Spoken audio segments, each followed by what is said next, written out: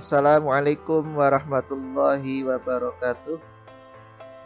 Selamat apa saja para peserta didik kelas 9 saat Anda menonton video pembelajaran kali ini. Selamat pagi, siang, malam, sore, atau selamat petang. Kali ini Pak Mujib akan menyampaikan pembelajaran masih tentang sejarah dan perkembangan Islam di Nusantara. Subtemanya adalah peranan umat Islam di Indonesia. Kompetensi dasar yang ingin dicapai, yang kalian harus capai adalah pertama, memahami sejarah perkembangan Islam di Nusantara. Ini pengetahuan, ranah pengetahuan. Yang kedua, menyajikan rangkaian sejarah perkembangan Islam di Nusantara. Ini adalah keterampilan, ranah keterampilan. Kemudian IPK atau indikator pencapaiannya ada 1, 2, 3, 4, 5. Yang jelas kalian nanti diharapkan bisa menganalisis dan menyajikan peran masing-masing dari organisasi Islam pada masa kemerdekaan di Indonesia. Kemudian ini ada menganalisis peran selama masa penjajahan, kemerdekaan, dan pembangunan peranan umat Islam. Kemudian ada pahlawan-pahlawan Islam yang ada di zaman kemerdekaan. Tujuan pembelajaran, nanti kalian akan Pak Mujib minta untuk ini platform WhatsApp ya. Kemudian di situ kalian menganalisis dan seterusnya menyimpulkan. Kemudian hasilnya juga Pak Mujib minta presentasi. Lanjutan tujuan pembelajaran.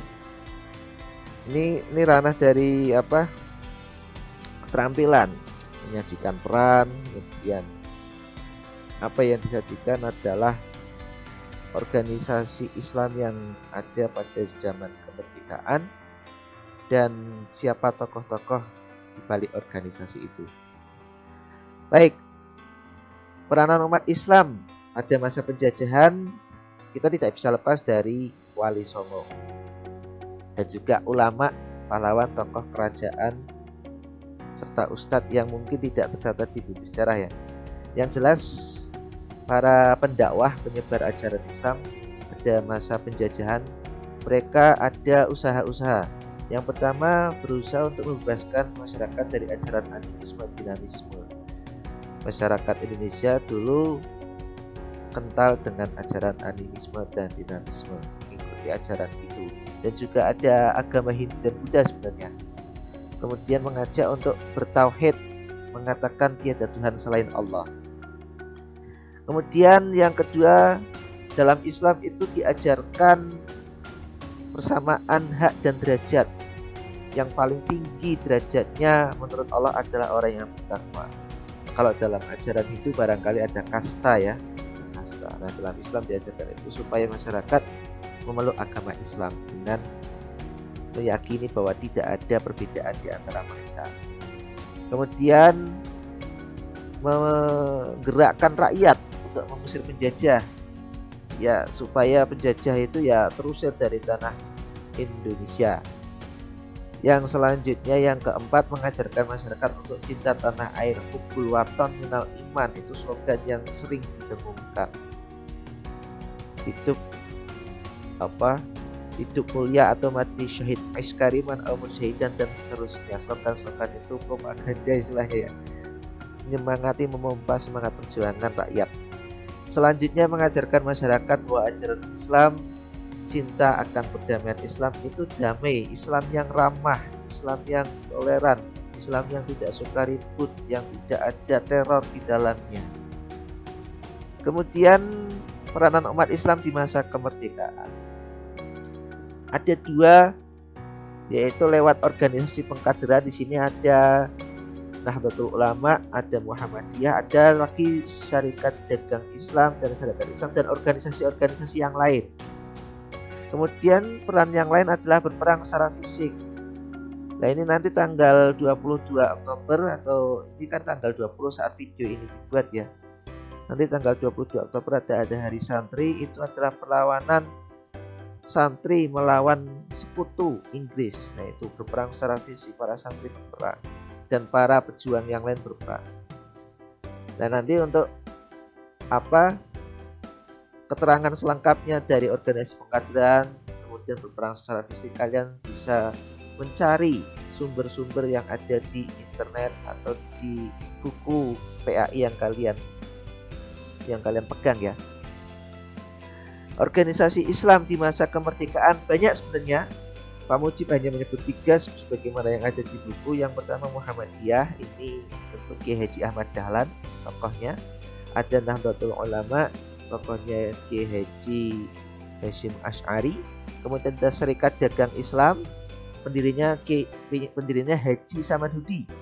Kemudian Serikat Islam ada tokoh Hos Cokro Aminoto, Haji Umar Said Cokro Aminoto, dan Haji Agus Salim juga. Dan nanti kalian mencari referensi untuk memperdalam tentang Muhammadiyah, perannya apa, kemudian Nahdlatul perannya apa, Serikat Islam perannya apa, dan organisasi yang lain apa, kemudian siapa orang-orang yang berada di balik organisasi Muhammadiyah ini, kemudian Nahdlatul Ulama ini, dan SDI atau SI ini. Kalau SDI awalnya organisasi masyarakat, kemudian berkembang menjadi organisasi politik. Nah, di masa pembangunan peranan umat Islamnya bagaimana?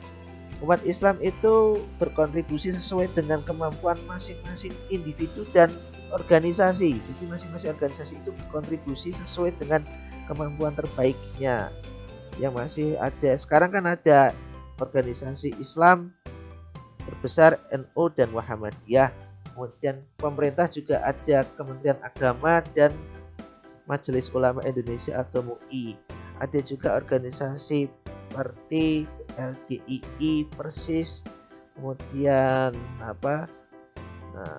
dan organisasi yang lain yang itu berkontribusi sesuai dengan ADART masing-masing organisasi, perannya masing-masing.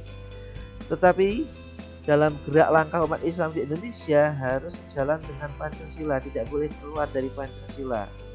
Kemudian harus taat pada Undang-Undang Dasar UUD 1945 1945, kemudian Bhinneka Tunggal Ika, berbeda-beda tetapi tetap satu, kemudian Negara Kesatuan Republik Indonesia, dalam bingkai NKRI tidak boleh ada bingkai yang lain. Nah, karena apa? Karena negara kita itu negara yang beraneka warna, tidak satu, banyak perbedaan. Ada suku yang banyak, etnis yang banyak, agama tidak satu, bahasa juga banyak, adat istiadat yang berbeda-beda.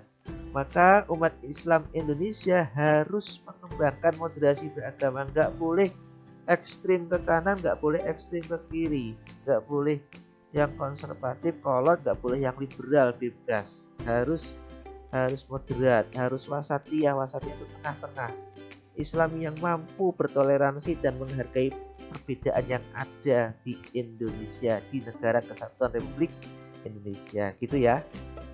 Nah, demikian penjelasan atau media pembelajaran tentang peranan umat Islam di Indonesia secara singkat Pak Mujib paparkan. Sengaja Pak Mujib singkat karena nanti untuk lebih lengkapnya kalian para peserta didik, Pak Mujib minta untuk bisa mengeksplor, mencari sumber-sumber lain dari pembelajaran yang ada di sini. Bisa dari buku, bisa dari majalah, bisa dari internet atau HP yang kalian pegang itu ya. Untuk yang terakhir biasa, jangan lupa like, comment, share, and subscribe channel YouTube-nya Pak Mujib. Terima kasih atas like, share, komennya ya. Demikian media pembelajaran kali ini Pak Mujib sampaikan. Terima kasih atas perhatiannya. Pak Mujib akhiri dengan wassalamualaikum warahmatullahi wabarakatuh.